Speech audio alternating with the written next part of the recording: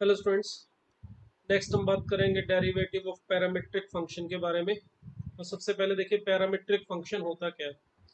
अगर हमें दे रखा है y is equal to f of t या थीटा और x भी g ऑफ टी या फिर थीटा, मतलब दोनों के दोनों किसी तीसरे पैरामीटर की फॉर्म में हो, तीसरे वेरिएबल में हो, x भी और y भी दोनों अगर किसी तीसरे पैरामीटर, वो पैरामीटर थीटा भी हो सकता है, टी भी लिख सकते हैं, कोई भी तीसरा वेरिएबल हो सकता है वो। अगर y और x दोनों t पे डिपेंडेंट है तो इसका मतलब यहाँ t को हम बोलते हैं t इज पैरामीटर। अगर हमें कहा जाए यहाँ पे dy by dx find out करने के लिए, first derivative dy by dx derivative of y with respect to x, तो इसके लिए बहुत सिंपल सा तरीका है। अगर हमें इस तरह से पैरामीट्रिक फंक्शन दिए जाए, y भी t में है और x भी t में है, तो सबसे पहले देखिए यहाँ से dy by dt find out करेंगे, जिसको हम लिख सकते हैं f डैश t। इसी तरह से dx बाई dt भी फाइंड आउट करेंगे, जिसे लिख सकता हूँ मैं g डैश t। अगर ये दोनों हमें मिल जाएंगे तो हम यहाँ से dy by dx find out कर सकते हैं by this formula. dy by dx is equal to dy by dt upon dx by dt। तो इस तरह से लिखा जा सकता है dy बाई dx को। तो यहाँ से देखिए इसकी वैल्यू हमें मिल जाएगी f dash t upon g dash t। ये t में है तो t के रिस्पेक्ट डेरिवेटिव कर लेंगे। अगर मान लीजिए y और x दोनों थीटा में है तो dy बाई डी थीटा और dx by d theta find out करेंगे। तो इस तरह से हम पैरामीट्रिक फंक्शन का डेरिवेटिव फाइंड आउट कर सकते हैं। अब देखिए यहाँ पर कुछ एग्जांपल लेते हैं हम। जैसे यहाँ पर हमें x और y दोनों दे रखे हैं इन टर्म्स ऑफ थीटा, और हमें कहा गया इसमें dy by d theta dy by dx find out करना है, और वो भी particularly theta is equal to pi by 4 पे कह दिया गया। तो इसके लिए देखिए सबसे पहले मैं फाइंड आउट करता हूँ d x by d theta. X हमें दिया हुआ a into one minus cos theta. यहाँ से हम फाइंड आउट कर सकते हैं d x by d theta, मतलब एक्स का derivative with respect to theta. और देखिए यहाँ पे ए तो कांस्टेंट एज इट इज रहेगा, वन माइनस कॉस थीटा का डेरिवेटिव करेंगे, वन का डेरिवेटिव जीरो और माइनस कॉस थीटा का डेरिवेटिव आ जाएगा साइन थीटा। सिमिलरली वाई हमें दिया हुआ है a into theta plus sine theta. अगर हम यहाँ से d y by d theta find out करेंगे तो ये हमें मिलना चाहिए, ए तो बाहर as it is one plus cos theta. तो देखिए ये हमें d y by d theta और d x by d theta दोनों मिल गए। अब अगर हम फाइंड आउट करना चाहते हैं d y by d x, तो इसके लिए देखिए फॉर्मूला आपको भी बताया, d y by d theta upon d x by d theta. अगर t में है तो dy by d t upon d x by d t, theta में है तो with respect to theta derivative होगा। लीजिए यहाँ पे इसकी वैल्यू रख दे तो हमें मिल जाएगा a into one plus cos theta upon a into one minus a sine theta. तो ये लीजिए ये हमें dy बाई डी एक्स मिल गया है। अब देखिए इसको हम चाहें तो थोड़ा सा और सिंप्लीफाई कर सकते हैं, मगर हमें करना चाहिए या नहीं ये कैसे डिसाइड करेंगे। देखिए हमें dy बाई डी थीटा की वैल्यू पूछिए at theta is equal to pi by 4। अगर मैं इसको सिंप्लीफाई करना और थोड़ा सा चाहूँ तो ऐसे कर सकता हूँ कि वन प्लस कॉस थीटा को मैं लिख सकता हूँ two cos square theta by two, और यहाँ से साइन थीटा को लिख सकता हूँ मैं two sine theta by two cos theta by two. अब अगर मुझे यहाँ पे देखिए कैंसिल वगैरह करूँ तो मुझे कॉट थीटा बाई टू मिल रहा है, जो कि आंसर में लग रहा है कि यार ये ज़्यादा बेटर है, ये बढ़िया है, थोड़ा आसान हो गया है। मगर आसान नहीं हुआ, ये थोड़ा मुश्किल हो गया है, क्योंकि अगर मुझे यहाँ से d y by d x की वैल्यू चाहिए होगी कहाँ पे, theta is equal to pi by 4 पे। तो अगर मैं यहाँ पे जो हमने सिंप्लीफाई किया है यहाँ से निकालना चाहूँ तो मुझे थीटा को रखना पड़ेगा पाई बाय 4, तो कॉट पाई बाय 8 बन जाएगा। तो या तो आपको कॉट पाई बाय 8 यानी कॉट 22.5 डिग्री की वैल्यू पता है तो अच्छी बात है, याद है तो बढ़िया है। मगर जनरली हमें 0 डिग्री, 30 डिग्री, 45 डिग्री, 60 डिग्री यहाँ वैल्यू ध्यान में रहती है। पाई बाय 8 या पाई बाय 12, 15 डिग्री पे, 22.5 डिग्री पे वैल्यू जनरली हमें याद नहीं रहती। फाइंड आउट तो कर सकते हैं, फाइंड आउट करने में कोई मुश्किल नहीं है, मगर हम अपना यहाँ पे भी टाइम वेस्ट कर रहे हैं सिंप्लीफाई करके, और यहाँ पर फिर cot पाई बाय 8 को फाइंड आउट करने में टाइम वेस्ट करेंगे। उससे बेटर है कि हम सिंप्लीफाई यहाँ पे ना ही करें, हम यहीं पे छोड़ दें अगर इस जगह पे। और अगर मैं यहाँ से फाइंड आउट करना चाहूँ theta is equal to pi by 4 रख के, तो बड़ी सिंपली मुझे वैल्यू मिल जाएगी, कॉस पाई बाय 4 भी पता है सबको और साइन पाई बाय 4 दोनों की वैल्यू पता है, तो आंसर आ जाएगा √2 + 1। और यहाँ से भी अगर मैं सिंप्लीफाई करता इसकी वैल्यू भी सॉल्व करके उतनी ही आती है √2 + 1। अगर याद है तो अच्छी बात है, मगर नहीं है तो इसको ढूंढना पड़ेगा। तो देखो सिंप्लीफाई हमें करना चाहिए या नहीं, ये कैसे डिसाइड करेंगे। अगर सिंपल उसने कहा जाता है dy/dx फाइंड आउट करो, तो हम सिंप्लीफाई करना चाहे तो कर सकते हैं, कोई दिक्कत नहीं है। हम इसको cot θ/2 तक सिंप्लीफाई करके लेंगे। मगर हमें अगर किसी पर्टिकुलर वैल्यू पे थीटा की dy/dx पूछा गया है, तो वो थोड़ा हमें सोचना पड़ेगा कि यहाँ से वो आसानी से मिल रहा है या फिर ऐसे सिंप्लीफाई करेंगे तो आसानी से मिलेगा। तो इस तरह से थोड़ा सा सोच के इसको सिंप्लीफाई करना, कोई ज़रूरी नहीं है सिंप्लीफाई करना हमेशा बढ़िया रहता है। इस केस में अगर हम सिंप्लीफाई करके फिर थीटा को π/4 रखेंगे तो हमारा जो टाइम और एनर्जी दोनों वेस्ट होंगे, पहले सिंप्लीफाई करने में, उसके बाद cot π/8 की वैल्यू को ढूंढने में। ठीक है, तो इस तरह से हमें अगर सिर्फ dy/dx ढूंढना होता है तो आप जहाँ तक चाहो सिंप्लीफाई कर सकते हो। और इसमें कई बार ये भी होता है किसी पर्टिकुलर पॉइंट पे नहीं पूछा है, आपको dy/d की वैल्यू पूछी और ऑप्शन में से आपको देखना है कि कहाँ, तो ऑप्शन है वो कहाँ तक सॉल्व करके दिया हुआ है, कहाँ तक सिंप्लीफाई करके दिया हुआ है। फिर आप ऑप्शन के हिसाब से अपना डिसीजन ले सकते हैं कि हमें इसको कहाँ तक सिंप्लीफाई करना चाहिए। तो ये देखिए dy/dx की वैल्यू मैंने फाइंड आउट की। अब इसी में देखो हमें सेकंड डेरिवेटिव भी पूछा जा सकता था इसका, तो उसके लिए क्या रहेगा जरा पीछे चल के एक बार देखते हैं। अगर हमें dy/dx ढूंढना है तो चलिए इस तरह से dy/dx हमें मिल गया। बट अगर हमें कहा जाए dy/d²y/dx², मतलब सेकंड डेरिवेटिव चाहिए। सेकंड डेरिवेटिव का मतलब होगा जो आपने फर्स्ट डेरिवेटिव फाइंड आउट किया है विद रिस्पेक्ट टू एक्स, उसी का ही एक बार और डेरिवेटिव करना है हमें। d²y/dx² का मतलब dy/dx का फर्स्ट डेरिवेटिव का x के रिस्पेक्ट ही एक बार और डेरिवेटिव। तो यहाँ पर देखिए जब आप x के रिस्पेक्ट डेरिवेटिव करना चाहेंगे dy/dx का, तो हम dy/dx यहाँ पे ढूंढ चुके हैं f'(g')। तो यहाँ पर ये जो आया होगा वो सारा का सारा t में होगा। उसमें जैसे x और y दोनों t की टर्म में है तो ये t की टर्म में है। अगर x और y थीटा की टर्म में होंगे तो ये सारा तो थीटा की टर्म में होगा। तो सबसे पहले तो हमें क्या करना होगा, यहाँ पर ये जो भी है, चाहे वो थीटा में है या एक्स में, जो भी हमारे पास है, हमें अगर उसका एक्स के रिस्पेक्ट डेरिवेटिव करना है तो पहले हमें इसको करना पड़ेगा उसी वेरिएबल के रिस्पेक्ट डेरिवेटिव जिसमें ये है। अर्थात एफ अगर ये टी में है तो इसका टी के रिस्पेक्ट पहले डेरिवेटिव होगा, ठीक है, और अगर ये थीटा में है तो पहले थीटा के रिस्पेक्ट डेरिवेटिव होगा।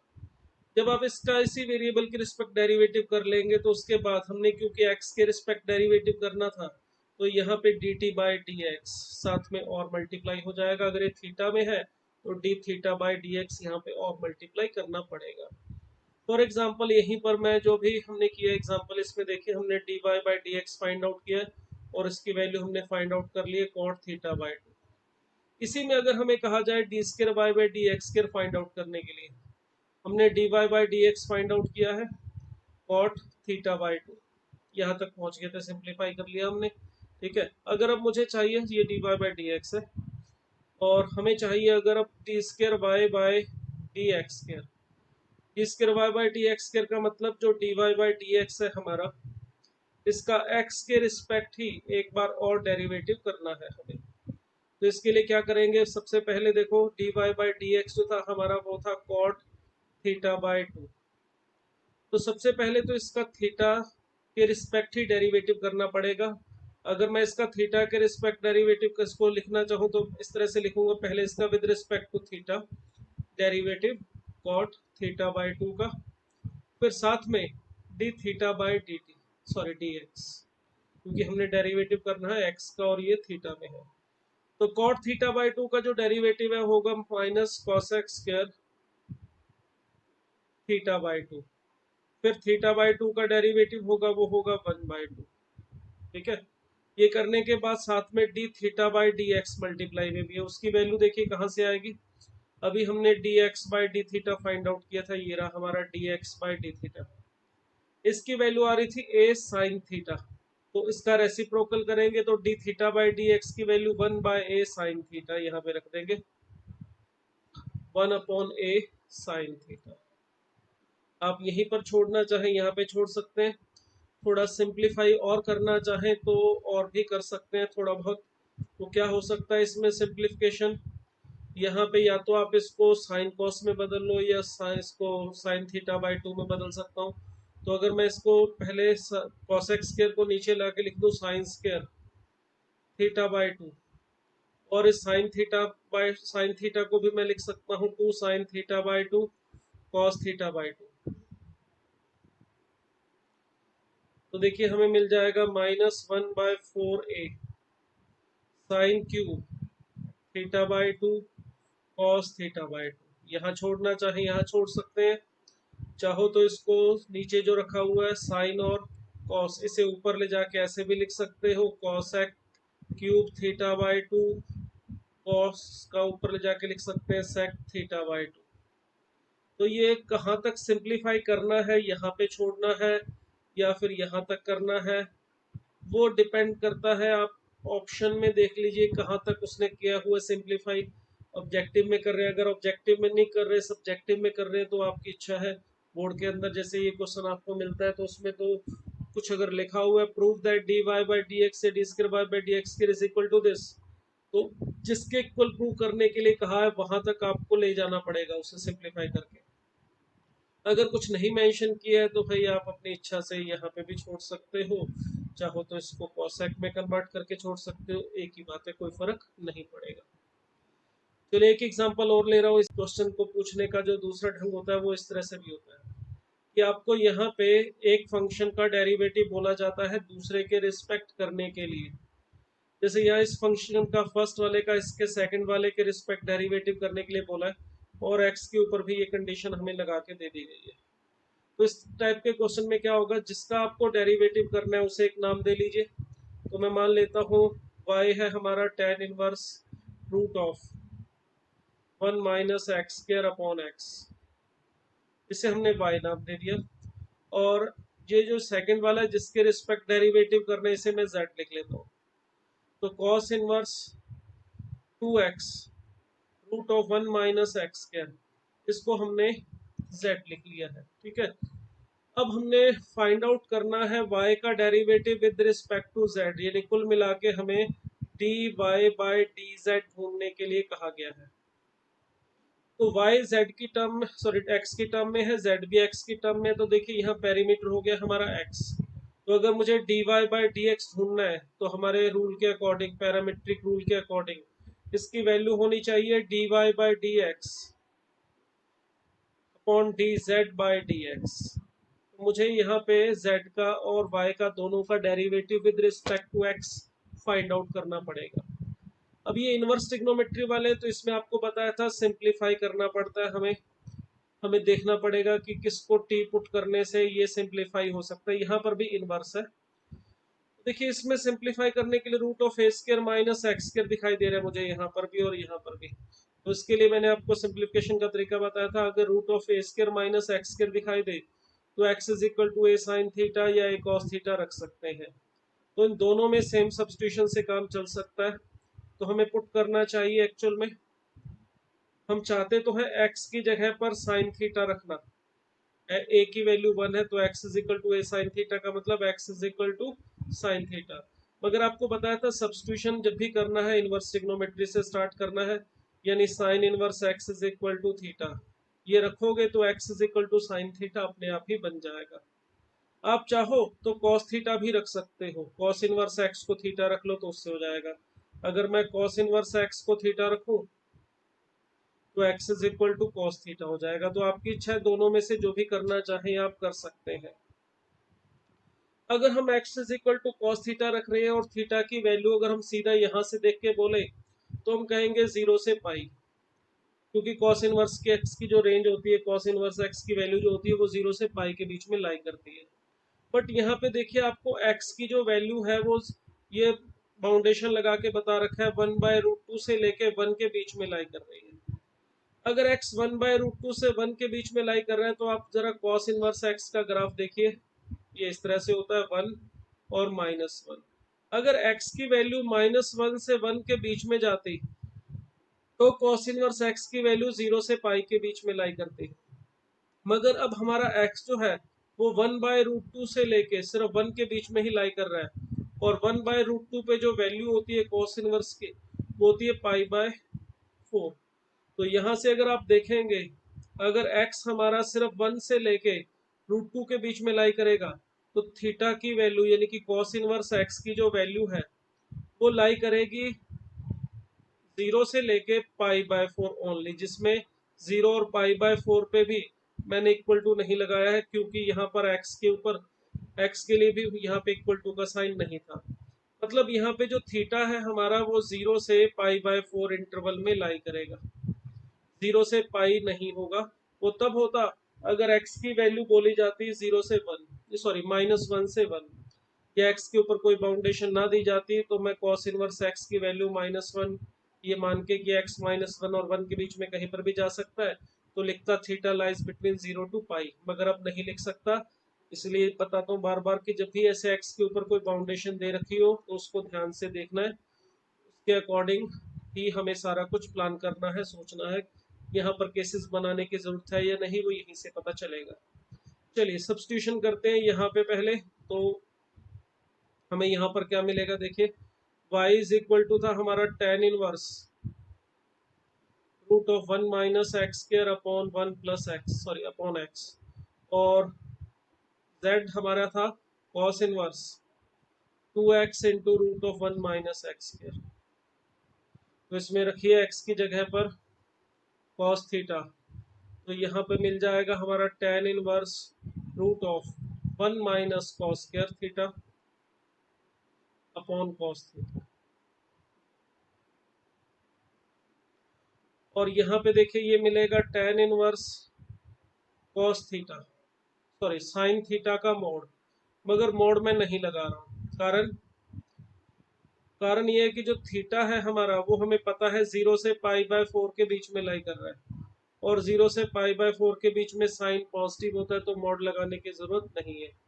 तो देखिए ये y जो हमारे पास है वो बन रहा है tan इनवर्स tan थीटा, और थीटा क्योंकि हमें पता है 0 से π/4 के बीच में ही लाई कर रहा है, थीटा 0 से π/4 ही है, तो आप इस इंटरवल में इसको कैंसिल आउट करके सीधा सीधा थीटा लिख सकते हो। तो y की वैल्यू हमें मिली थीटा, थीटा का मतलब cos इनवर्स x। इसी तरह से z में सिंप्लीफाई करूं मैं यहाँ पे तो cos इनवर्स 2 cos थीटा, और ये cos 1 minus cos square theta मिलेगा, तो 1 माइनस cos स्क्वायर थीटा यानी कि sin स्क्वायर थीटा, और रूट के अंदर sin स्क्वायर थीटा है तो mod sin थीटा आएगा, मगर mod इस वजह से नहीं लगाया, 0 से π/4 है थीटा तो साइन पॉजिटिव होगा। तो z हमारा आ जाएगा cos inverse sin 2 theta, 2 sin theta cos theta को sin 2 थीटा लिख दिया। बाहर है cos इनवर्स, अंदर है sin, तो सेम बनाने के लिए देखिए इसको cos इनवर्स sin 2 थीटा को लिख सकता हूं मैं π/2 minus sine inverse sin 2 theta, ऐसे लिखा जा सकता है। अब इसमें देखिए जो हमारा थीटा था वो 0 से लेके π/4 के बीच में ही लाई कर रहा है सिर्फ, तो 2 थीटा की वैल्यू 0 से लेके π/2 के बीच में लाई करेगी, और इस इंटरवल में हम इस साइन और इस साइन इनवर्स को आपस में कैंसिल करके लिख सकते हैं -2 थीटा। तो z की वैल्यू हमें मिलेगी π/2 -2 थीटा, दैट इज z हमें मिल रहा है π/2 -2 cos इनवर्स x। देखिए y और z दोनों की वैल्यू हमारे पास सिंप्लीफाइड फॉर्म में आ गई है। अब अगर यहाँ से मैं फाइंड आउट करूँ dy/dx तो वो सिंपल है -1/√1 माइनस एक्स के लिए आएगा, और यहाँ से अगर मैं dz/dx फाइंड आउट करूँ वो भी आसान है, वो माइनस माइनस प्लस हो जाएगा 2/√1 माइनस एक्स के आ जाएगा। तो देखिए हमारे पास dz/dx भी मिल गया है और dy/dx भी। हमें चाहिए था d z by d x, नहीं sorry, d y by d z. तो d y by d z का मतलब d y by d x upon d z by d x. तो लीजिए दोनों का रेशियो लीजिए तो -2, ये हमारा फाइनल आंसर हमें मिल जाएगा। तो इस तरह से हम पैरामीट्रिक फंक्शन में डिफरेंशिएशन फाइंड आउट कर सकते हैं, फर्स्ट या सेकंड जो भी बोला जाए उसके अकॉर्डिंग। एग्जांपल देखिए, इसमें हमें x दिया हुआ है sine cube t upon root of cos 2t और y दिया हुआ है cos cube t upon root of sine 2t। Find out करना है हमें dy बाई डी एक्स। तो इसके लिए देखिए, अगर मैं यहाँ पे पहले फाइंड आउट करता हूँ dx by d t, x और वाई दोनों टी की टर्म्स में है। अगर मैं यहाँ पर dx by d t find out करूँ तो देखिए पहले क्या होगा, नीचे root of cos 2t as it is और इसका स्क्वायर, हम इसको क्वोशिएंट रूल से कर रहे हैं। ऊपर यहाँ पे root of cos 2t as it is और इसका डेरिवेटिव करेंगे तो ये 3 sine square t into cos of t, ये हमें मिलेगा। आफ्टर दैट माइनस, और यहाँ पर अब हम इसका रूट ऑफ कॉस 2t का डेरिवेटिव करेंगे तो 1/2 root of cos 2t into cos 2t का डेरिवेटिव हो जाएगा -2 साइन 2t। तो जिससे यहाँ पे मैंने प्लस का कन्वर्ट करके लिख दिया, जो माइनस आगे था उसमें एक और माइनस मल्टीप्लाई हो गया, प्लस हो गया, और साइन क्यूब टी ये हमने एज इट इज यहाँ पे रख दिया। इसे थोड़ा सा सिंप्लीफाई कर लेते हैं। इसका अगर हम ऊपर एलसीएम लें, ये 2 से 2 कैंसिल कर देते, तो एलसीएम लेने पर हमें नीचे मिल जाएगा root of cos 2t into cos 2t, या इकट्ठा करके कॉस ऑफ 2t की पावर 3/2 भी लिख सकते हैं। कुछ कॉमन वगैरह भी निकाल सकते हैं। चलिए साइन स्क्वायर कॉमन निकल सकता है, साइन स्क्वायर टी से बाहर निकाल के देखेंगे तो यहाँ पे 3 cos of 2t minus sorry into cos of t, ये हमें यहाँ पे मिलेगा। और इसके साथ यहाँ पे देखिए साइन स्क्वायर टी कॉमन निकालने के बाद साइन 2t और साइन टी ये मिलता है। थोड़ा सा और इसको सिंप्लीफाई करना चाहें तो हम यहाँ से देखिए कॉमन निकाल इसको, अगर एक cos 2t into cos of T इस साइन 2t और t के साथ अप्लाई कर दें तो ये फार्मूला बन सकता है हमारे यहाँ पर cos of a cos b plus sine a sine b, जिसकी वैल्यू होती है cos of a minus b। तो ये फार्मूला हम यहाँ पे बना सकते हैं। तो इसके लिए एक 3 में से जो 3 cos 2t और साइन cos t उसमें से एक cos 2t और cos t इसके साथ हम यूज में ले रहे हैं, तो साइन स्क्वायर t इंटू यहाँ पर हमें मिल जाएगा 3 में से 2 तो हमने यहाँ पे रख लिए, तो cos 2t into cos of T, और साथ में cos of a minus b का मतलब cos ऑफ t मिल जाएगा। ठीक है, तो ये हमारे पास a माइनस बी करके 2t माइनस टी करके ये हमें मिलेगा। आप चाहो तो इसमें से cos ऑफ t बाहर भी निकाल सकते हो आप, और नीचे जो हमारे पास था वो as it is root of cos 2t and cos of 2t। ये अगर हम इसमें से cos t कॉमन निकाल के लिखना चाहें तो लिख सकते हैं sine square t into cos of t, और यहाँ पे 2 cos ऑफ 2t प्लस 1, ये एज इट इज रहेगा, और नीचे हमारे पास cos ऑफ 2t पावर 3/2, ये एज इट इज। तो ये अभी हमने फाइंड आउट किया dx बाई डी टी। बिल्कुल सेम इसी तरह से अगर हम dy by d t find out करें तो y यहाँ पर हमारे पास था cos cube t upon root of sine 2 sorry cos of 2t। इसका भी अगर हम इसी तरह से डिफरेंशिएशन करें dy by d t find out करने के लिए, तो नीचे देखिए हमारे पास cos ऑफ 2t का रूट ऑफ cos 2t का स्क्वायर आएगा, जिसे मैंने सीधा ये लिख दिया, और यहाँ पर हमारा जो रूट ऑफ cos 2t था वो एज इट इज रहेगा, और इसका डेरिवेटिव करेंगे तो 3 cos square t into minus of cos t, ये हमारे पास sorry minus of sine t आएगा, तो माइनस मैंने यहाँ पे आगे लिख दिया। इसी तरह से यहाँ पर देखिए माइनस इसका root of cos two t का डेरिवेटिव करेंगे तो पहले 1/2 root of cos two t, और फिर cos 2t का डेरिवेटिव करूंगा तो मैं माइनस आएगा, जिससे यहाँ पे प्लस हो जाएगा 2 sin 2t, और साथ में जो हमारा cos क्यूब t, अब देखिए इसको एज इट इज रख लिया है हमने। अगर मैं इन दोनों में से देखिए कॉमन निकालना चाहूँ तो यहाँ से cos के t कॉमन निकाला जा सकता है, माइनस भी निकालना चाहे तो माइनस भी निकाल सकते हैं, cos ऑफ cos के t ये हमने कॉमन निकाल लिया, और एलसीएम भी ले ही लेते हैं साथ के साथ, तो root of cos 2t LCM लेने के बाद नीचे cos ऑफ 2t की पावर 3/2 हमें मिलेगी यहाँ पे, और यहाँ पे मल्टीप्लाई में आने के बाद हमें यहाँ पे मिल जाएगा cos of 2t into sine of t, यहाँ माइनस, और साथ में मिलेगा हमें sine of 2t into cos of t, यहाँ पे 3 भी साथ में, वही सेम जो हमने लास्ट वाले पार्ट में किया था। अगर इसमें से एक हम cos 2t sin t इसके साथ ले लें तो यहाँ पर भी हमें एक फॉर्मूला बनता हुआ दिखाई दे रहा है, जो है sine of a cos b minus cos a sin b का, जो होना चाहिए sine of a minus b। तो हमें जब यहाँ पे ये फार्मूला लगाने के बाद जिसमें से एक ही थी cos 2t sin t में से एक कंज्यूम होगा और दो भी वहाँ पे प्रेजेंट रहेंगे, तो यहाँ पे cos के t बाहर था हमारे पास माइनस b, और इसमें से 2 cos 2t और sin t as it is रहेंगे।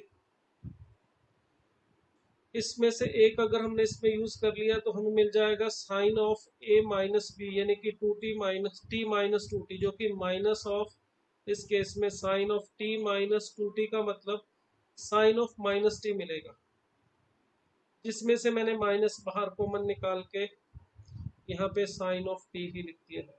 ठीक है, तो ये हमें मिलेगा, और डिनोमिनेटर में हमारे पास cos 2t power 3/2 as it is.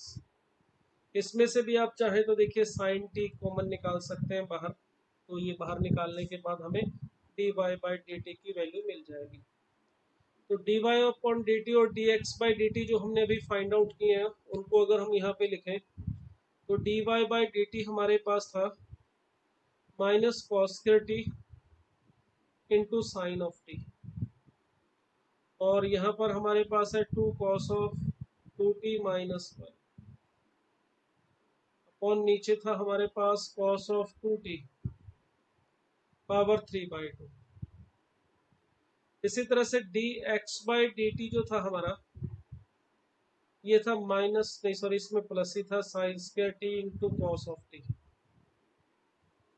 और यहाँ पर था 2 cos of 2t plus 1, upon नीचे था हमारे पास cos ऑफ 2t पावर 3/2। तो ये देखिए ये हमने dy/dt और dx/dt फाइंड आउट कर लिया। अब अगर हमें dy/dx फाइंड आउट करना है तो इसके लिए रूल आपको बताया हुआ dy/dt अपॉन dx/dt, ये हमारा रूल था इसको फाइंड आउट करने के लिए। अब अगर हम दोनों को डिवाइड करेंगे तो देखिए डिनोमिनेटर वाली टर्म जो है ये कैंसिल आउट हो जाएगी दोनों में, एक साइन और एक कॉस भी कैंसिल हो जाएगा, तो हमें मिलेगा minus cos of T upon sine of T, जिसे आप सीधा कॉट ऑफ टी भी लिख सकते हो। ठीक है, और साथ में यहाँ पर हमें मिल रहा है 2 cos of 2t minus 1 upon नीचे 2 cos of 2t plus 1।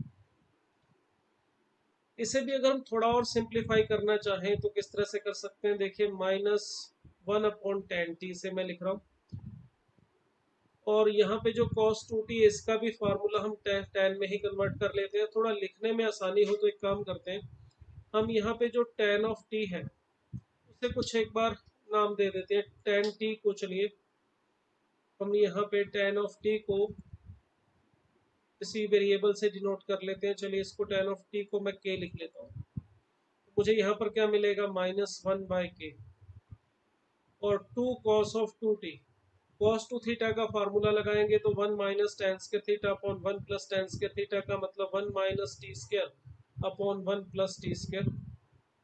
T की जगह हमने के लिखा हुआ है, नेक्स्ट पेज पे इसको लिख रहा हूँ, जगह थोड़ा कम है यहाँ पे। तो देखिए d y by d x की जो वैल्यू है हमारी वो हमें मिल रही है -1/k।